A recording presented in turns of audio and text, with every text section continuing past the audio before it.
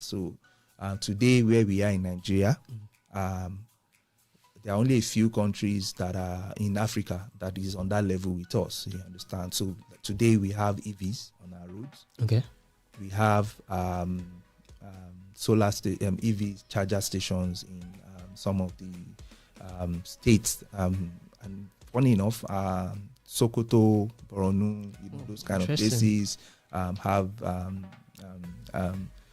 the infrastructure to charge EV cars, like charging Lagos, stations. you understand? So, and if you look at the number of EVs again globally, as at last data checked on this, about 6 million EVs worldwide. So it's still very, very small. So for us to even have one or two, we should be celebrating. You understand? So, and it shows that it's actually doable.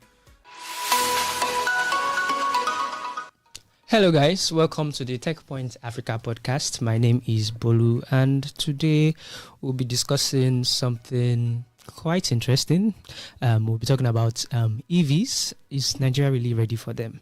And we'll also be talking about car financing, what you need to know in case you want to buy your first car or your second car, or probably even the third.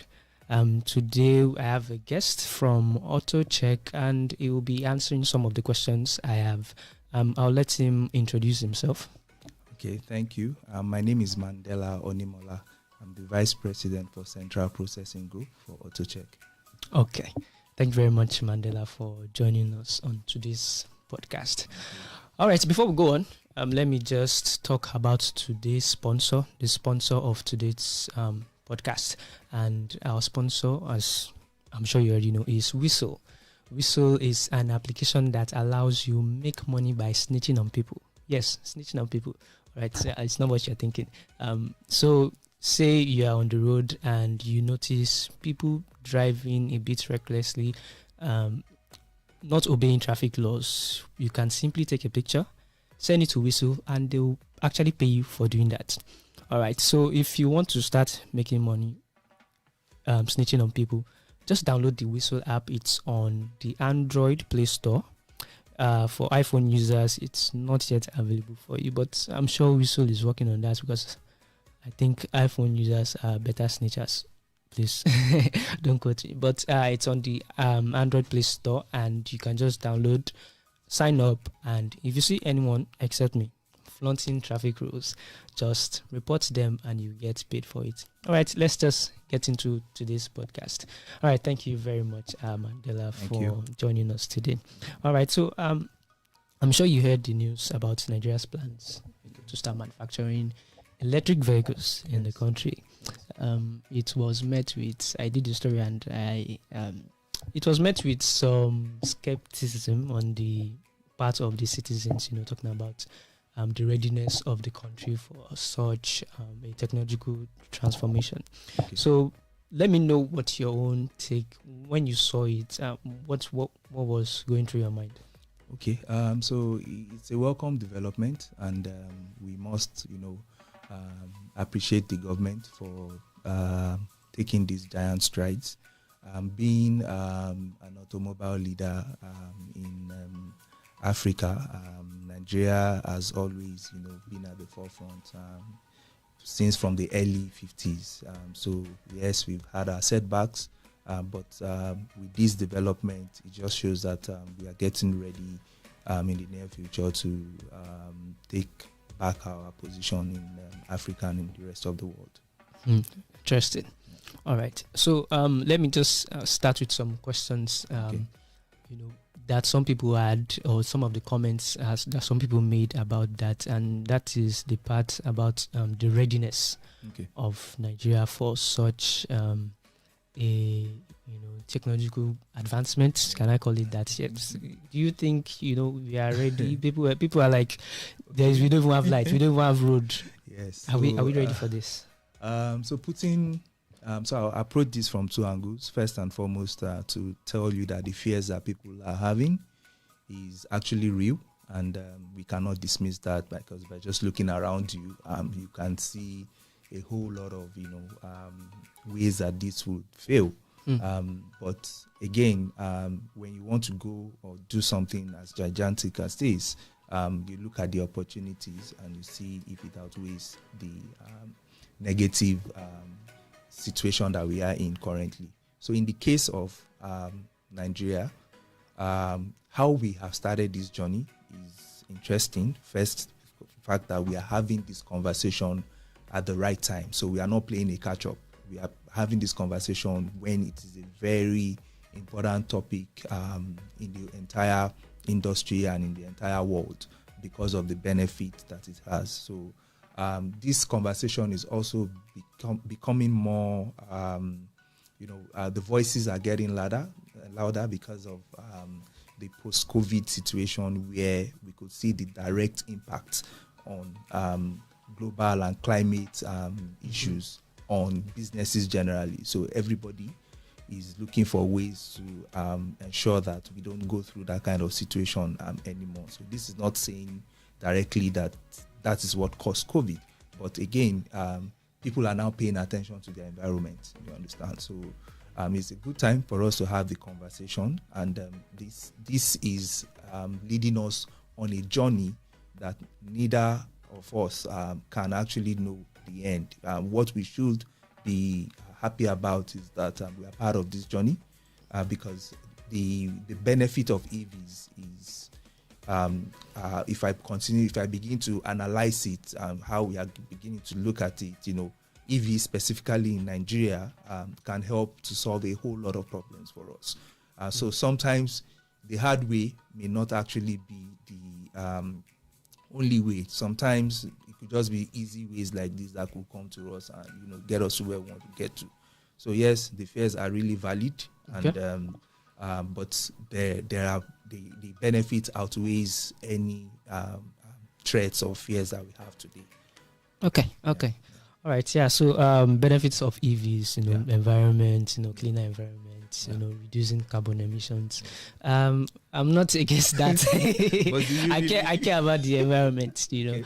But you agree with me that you work with AutoCheck. You basically sell cars, make cars available. In terms of maintenance, all that, and I'm sure you have an idea of what people's spending power in Nigeria, in Africa, what their spending power is in terms of electric vehicles. Do you think enough people in Nigeria can really afford EVs? Just in the name of protecting the environment.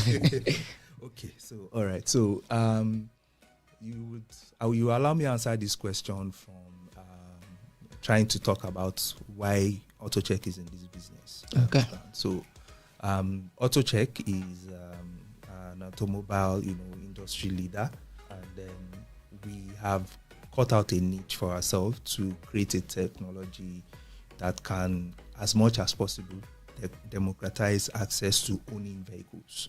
So what it means is that we've kind of done our research and understood why people cannot, afford vehicles.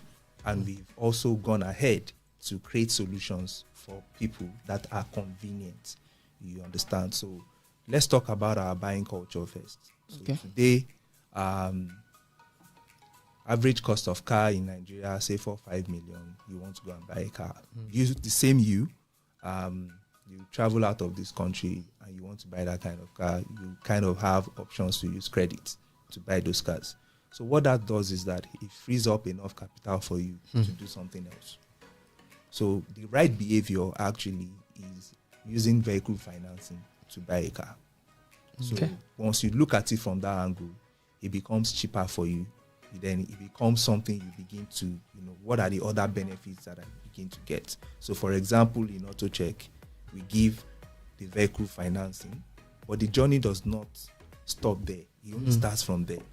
When we finance a vehicle for you, depending on any of our partners that is doing the financing, we stay with you throughout the tenure. Not because we are the typical Nigerian of you pay back or so. No, that's not why we are there. We stay with you to ensure that the health of the car is as fantastic as possible throughout the tenure, so that you don't have to deal with different kind of issues, and you don't have to deal with the environmental factors that we have today. So coming into our ecosystem automatically gives you an access to owning a vehicle of your choice that you can pay over time. Interesting. With maintenance also bundled in. Okay, yeah, I have a very interesting follow-up question to that. But before I take that question, let me just introduce my audience or talk about one of the very big, because you were saying something about finance, and I think it's an important way to plug in the Fintech Summit that is coming up. It's a Techpoint Africa event, and it's coming up this November. It's coming up in November 26th, and it's going to be a very big one. We have industry experts in the fintech space that will be talking about the opportunities, the challenges that are in the fintech ecosystem in Africa. They'll be talking about things about how to harness the opportunities that are in the fintech sector. How do you make use of investment platforms that are now available? How do you make use of the wide variety of fintech products that we now have in Africa? So simply go to the website. We'll have a link to it, but you just want to type it right now into your browser. Just type fintech.techpoints.africa, and you see the registration link there. Make sure you register, come for the event. You meet me there. We can hang out if there's really anything you want to ask me. I see a lot of comments from people across the continent. Kenyans, I see a lot of Kenyans. Thank you guys. You guys are really, you've been amazing actually. So if you can make it to the event, come. We'll hang out. We'll talk about some of the pressing issues surrounding fintech finance in Africa. All right, yeah. So my interesting question, my interesting follow-up question, which is: so are you saying in the event that EVs become a thing in Nigeria, in Africa, and I want to buy a Tesla, will AutoCheck be willing to finance my dreams? My dreams of owning Tesla. So AutoCheck is an aggregator of the ecosystem, you understand. So we are not operating alone. And so today, if you want to buy new cars, you find them on our platform. If you want to buy used cars, you find them on our platform. So if you want to fix cars, you find certified workshops on our platform. Okay, so the reason why I asked that is, I don't know which models are there. I think there's a Y, there's an S, and there are some that are up to $60,000 to probably $80,000, and AutoTech will be willing to finance that. Of course, the underwriting process, of course, will come into place, which is where we check if you can afford it. In terms of, you bring the equity, then we spread the rest for you.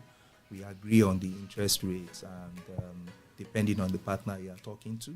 And it's as easy as that. So we are not treating it as a different concept itself, because it's not new, you understand. Okay. What is just changing, and when we talk about EVs, what is changing is just that the internal combustion engine is changing to electronic. Interesting. All right. So I have some more questions about the way your financing feature, how it works. But before that, I just want to talk about, now that, would I say, I won't really call it an economic downturn, but you agree with me that inflation has been on the rise, purchasing power has dropped significantly.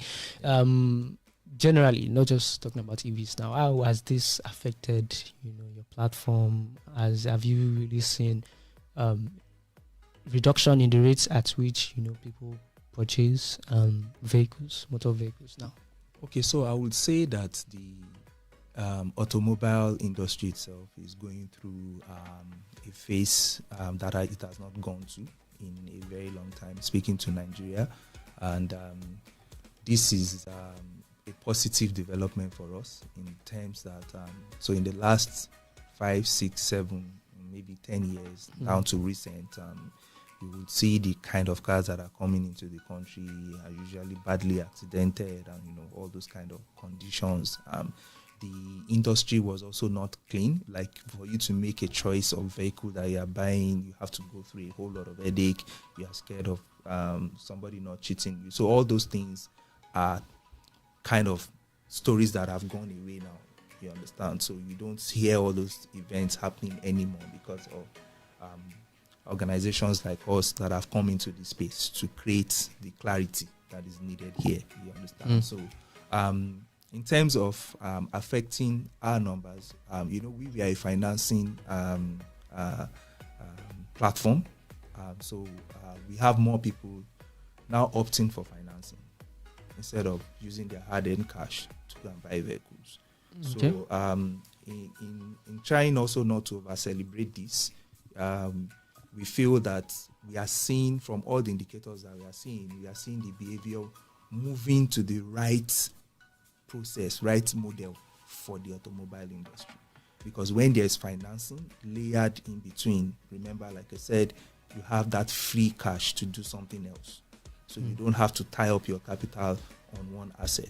And also knowing that this asset is taken care of is also very critical to a buyer. He wants to know.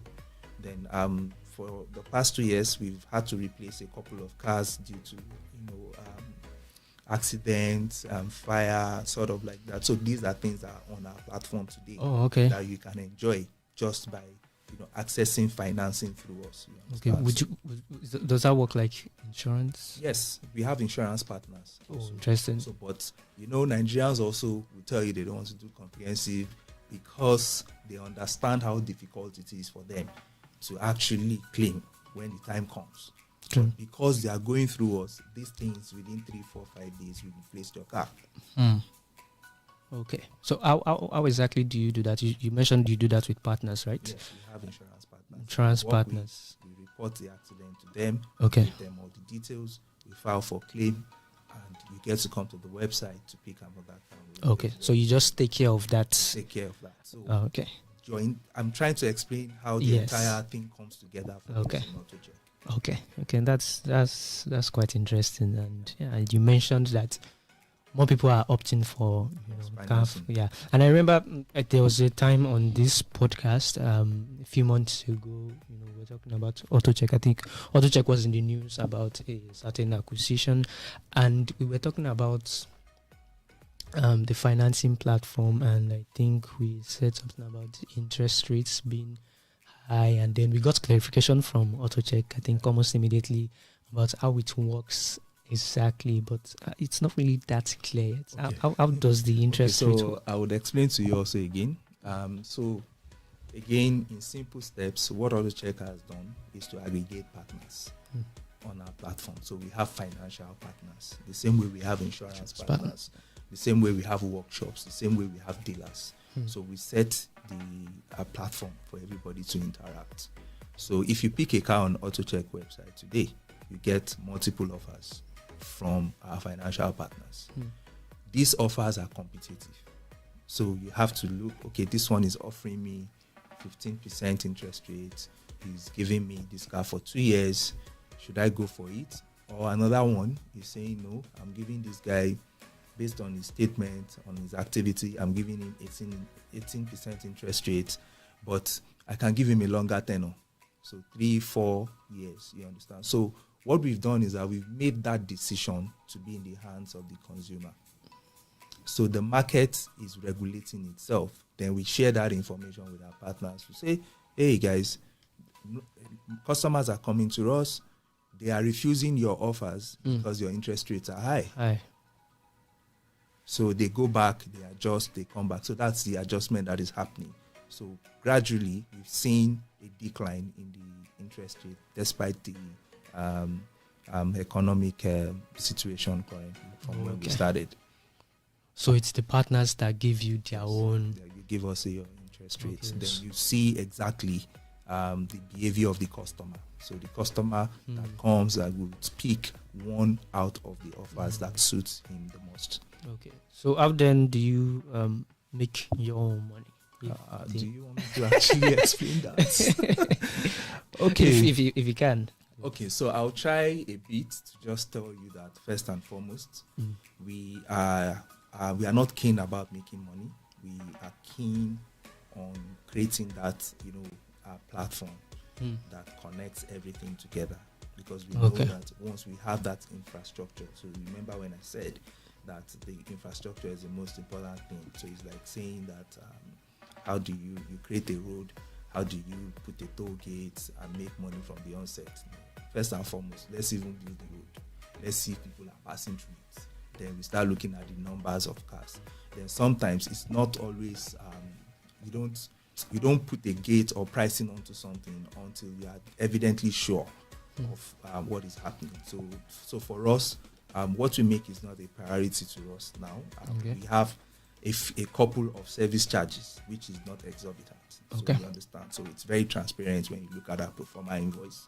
Then the prices are not even dictated by us of the vehicles. So we allow the dealers to make his own choice of the price on the car.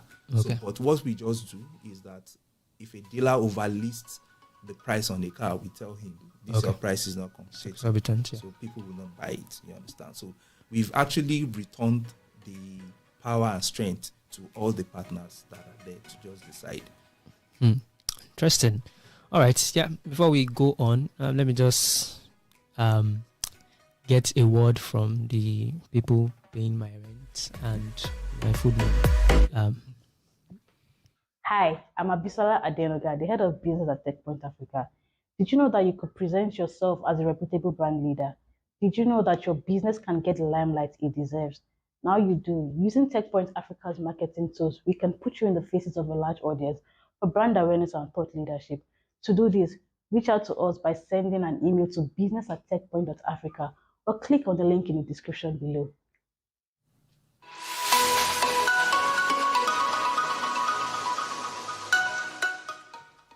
All right, welcome back. And yes, we've been talking about EVs, car financing, and what it would take exactly to own my very own dream Tesla. And I've been discussing with Mandela from AutoCheck. AutoCheck is an automobile company. Am I right? A technology company. All right. Yes. All right. So you said a lot about what the coming of EVs will be in the country, the issues that are surrounding EVs, and why Nigeria could actually be ready for it. Yeah. So let's talk about AutoCheck a little more. Let's go to AutoCheck. And in the past few months, this year, I think you've had some really interesting acquisitions. One in Morocco and one in Francophone Africa. Yes. So what has those acquisitions? What has it done? How has it been so far? Okay, so it has been a very interesting journey for the AutoCheck team, and to be honest, we would say that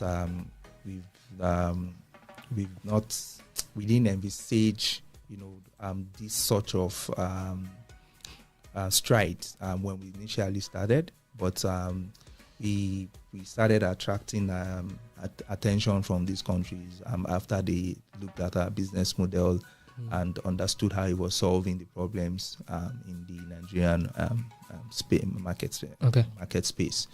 So the journey for us has also been very interesting because we are, each market has its own different learnings. Each market is at different state of maturity, and they have different behaviors. So we are also careful around approaching our market from where we have a template. So we go in, we react to the environment, and we survive. So that's okay. Yeah, you're basically saying they are not the same. Even though it's it might be Africa, yes, the markets operate very differently. So the markets operate differently, and I can quickly point you to maybe one or two reasons why. So regulations are different, and when I say regulations, what is the nature of car that is coming to Nigeria? What is the nature of car that is coming to Nairobi? What is the nature of car that is allowed into a Cote d'Ivoire, for example? So in Nigeria, we are just trying to clean up by the new valuation system introduced by the federal government. Again, if you look at the past 5-6 years, there's been so many activities happening around the policies, and that is what government is meant to do. So it's we are moving in the right direction. So and what does this explain? It just technically says that cars of this particular age are being discouraged, because there's no way those cars come into this country that will not put us at risk. You understand? So you go to some cities, you tend to find cleaner cars, cleaner buses. So what that means on our business is that it makes it very easy for us to just move into those countries and get value for the investment instantly. So you don't have to worry too much about maintenance.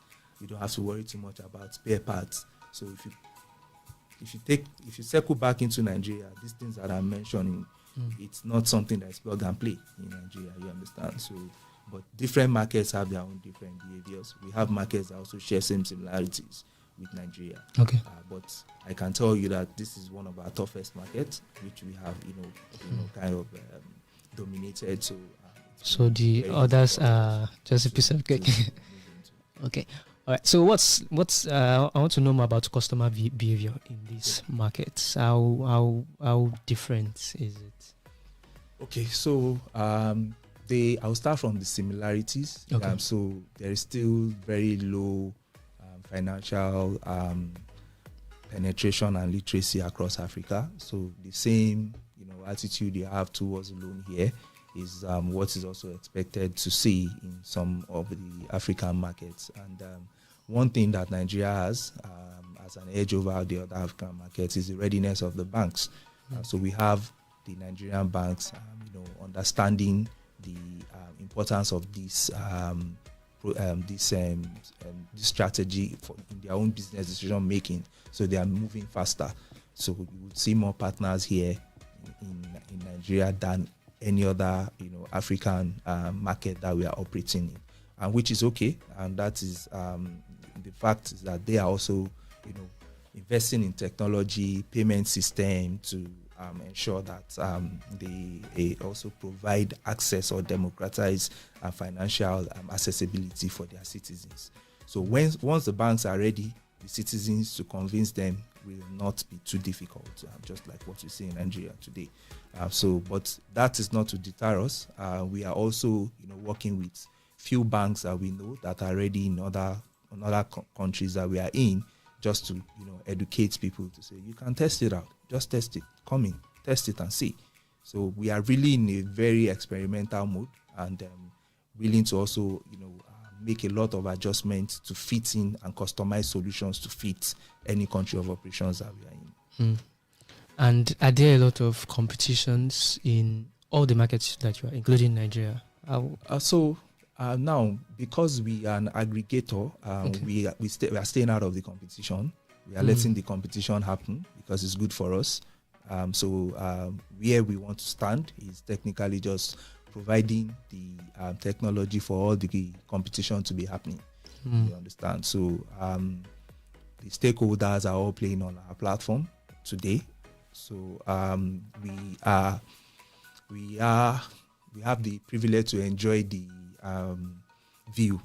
So that will definitely just speak to your question. Okay. Yes. And during the last podcast, I had a guest and we were talking about payments, and he was saying, payments is transactions generally when in Africa, it's more of a social problem rather than a technological problem. He emphasized, the need for your customers to trust you, because I think in Africa it has always been a lot of interpersonal communication between who they want to buy things from. So I want to buy a car, I will talk to my relative and they inform me of one Mr. so and so that can help me. So how do you solve where in a market where people like to relate in this kind of way? How do you create trust and tell them, what, you can get the kind of value that person will give, you can get such value on our platform? How do you solve that? Okay, so I think the bigger value here is that your uncle that you talk to, let him come to a tech platform, because one of the things that we are going to do for him is also giving him more customers. and also training him on standards that can be benchmarked with any city. So he has access to all those information. He knows which car he's selling. He has all those insights first. So let's take that aside.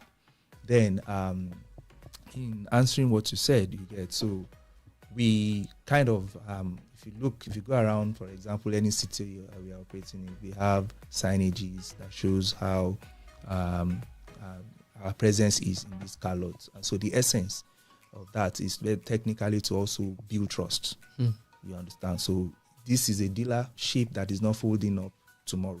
So any place that you see our signage, we have done proper due diligence. We have done, proper compliance, everything on it. And you have a right as a customer to complain to us, and we have the obligation to ensure that your, complaints are being addressed. So that's the entire reasons. People are looking for trust. That's why they are going through all those corners. And empirical evidence also does not show today. We've seen brothers, sisters, not actually, delivering or honoring. Those stories are there. So we've taken that care of that with the platform. Yeah, that's really interesting. You've sort of like created an incentive for that dealer to be on your platform, to a level you've also, I would say for now, where internet penetration has reached, some things, such as buying a car, might be done maybe say largely offline, and even at that, I guess you have a way of tackling that, because I can go to a dealership and it already has auto check, and I can still plug into some of the features that you provide. So the customer journey that we have created in auto check is in two sides. Is an offline, then there's online. So you can come in through our website, pick a car of your choice, then we guide you through inspection, physically seeing the car and all those things. You drive test before concluding your loan. Or you could walk to any dealership today and pick a car, do the test, do everything, and tell the dealer to say, please, I want a loan on this car. So the dealers have been trained on what to do and how to guide you through that loan. So either ways, you will get your financing within 24 hours. Interesting. So as it is with all kinds of ventures, it's there are usually hiccups here and there and challenges, and I'm sure AutoCheck has seen its own fair share of challenges. What are some of those challenges that are unique to you? Some that really stand out for you? Okay, so I think the biggest challenge for us is also an opportunity for us because as it is today, the automobile industry is very fragmented. So spare parts dealer is not talking to a car dealer. A car dealer is not talking to a workshop. A workshop person is not talking to maybe a banking partner or insurance partner. So they are not talking together. Everybody is just in silos. You understand? So this is the opportunity that we saw, and which is what we are now providing a solution for. So you can just,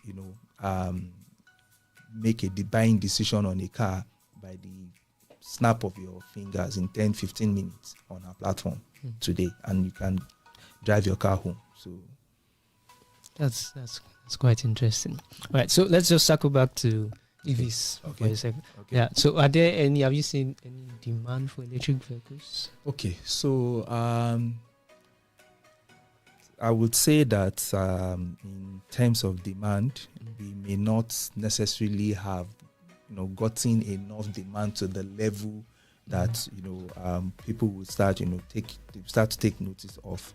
But we as stakeholders, even if one transaction happens on EV, it's a big win for us because it means that this has come to life. You understand? Then the principles of compound interest starts coming in. You understand? So from 1 to 4 to 8, like that. So today, where we are in Nigeria, there are only a few countries that are in Africa that is on that level with us. You understand? So today we have EVs on our roads. Okay. We have EV charger stations in some of the states, and funny enough, Sokoto, Borno, those kind of places, have the infrastructure to charge EV cars, like charging Lagos, stations. you understand. So, and if you look at the number of EVs again globally, as at last data checked on this, about 6 million EVs worldwide. So Wow, it's small. still very, very small. So for us to even have one or two, we should be celebrating. You understand? So, and it shows that it's actually doable. And the way the government is going about it, especially with the recent MOU, it shows an understanding of the initiative. Because if you look at the components of the MOU and the partners that are involved, I would technically say is AutoCheck that is only missing yet. And I will explain that also. So because one, the two partners, one Israeli is then the other Japanese. Japanese is the largest exporter of used cars. So definitely we are talking to the right people. Israeli in terms of artificial intelligence, system integration. He just makes it very, very doable and achievable. And in terms of execution, you would see that they want to start with two legs and 3 legs and motorcycles and tricycles first. Okay. Yeah, so then he graduates like that. So, and we already have companies in Nigeria that is already producing electric motorcycles. Yes. So that's the journey. That's the plan. So now what it means is that we will no longer be having discussions of banning bikes again in Lagos or any other state, because with an EV combination of EV bike and system integration, it means that you can build a lot of technology for compliance for on those bikes. So it improves safety, it improves the emission itself. So by 2035, which most countries are already setting as target, I think we should have considerable number of EVs on our road. Interesting. So it's just you mentioned my final question already, and it's about the partners, right? One Israeli, the other Japanese, and like you also said, we already have Nigerian manufacturers that are already doing electric vehicles, like the likes of Tech, we have Jets doing some things around electric vehicles as well. So why foreign partnerships? Do you think some of these local manufacturers do not have, do you really need that foreign partnership? Aren't our local manufacturers enough? Okay, so this is not a situation where we should look at the capabilities of whether Nigerians or Nigerian company can do it or not. Yes, of course, it's technology. We can. I mean, you know how the tech space is in Nigeria. You understand, but there's a whole lot of components that works together to bring this to happen. Okay. You understand? So I don't think we are there yet. So if we go that route, there are just some. It could just even be material supply issues that will deter us from meeting those targets and everything. So, but going from people that have scaled this in China, scaled it in Japan, scaled it in Israel, it's actually a step faster for us. And the guys that are there today, obviously, have had several support also from the Nigerian government. So okay. It's an industry that is keen to the government that they are looking at in terms of technology. So I'm sure that everybody will be well taken care of with the guys that are going into it beyond manufacturing. They also want to make some money out of it. So what is happening now is the government creating the policies, creating the market, then creating the partners. You understand? So strategically, we have positioned ourselves as the only institution that can, do the financing at that level. Okay. You understand? So we know that we are capable of that. We are already, prepared for that when the time comes. You understand? All right. So, that's okay. All right. Thank you very much. Thank you so much for your time. So if you're talking about electric vehicles, car financing, and It has been an interesting one. Mandela from AutoCheck, he says we are ready for EVs in Nigeria. Let me know what you feel about that.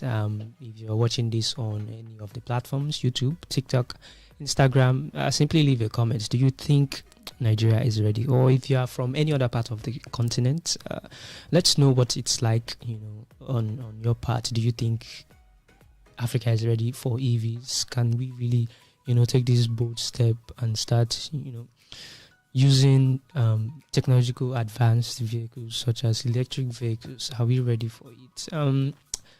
And to everyone that has been commenting, that has been liking, sharing, thank you so much. We've been seeing them, we've been responding, and please keep it coming. And if you're listening to us on a podcast platform, or you want to listen to us on any podcast platform, we are available on Google Podcasts, Apple Podcasts, Hyatt Radio, and anywhere else you get your podcast. My name is Bolu, and it has been an interesting one. Have a lovely whatever you want to have. Bye bye.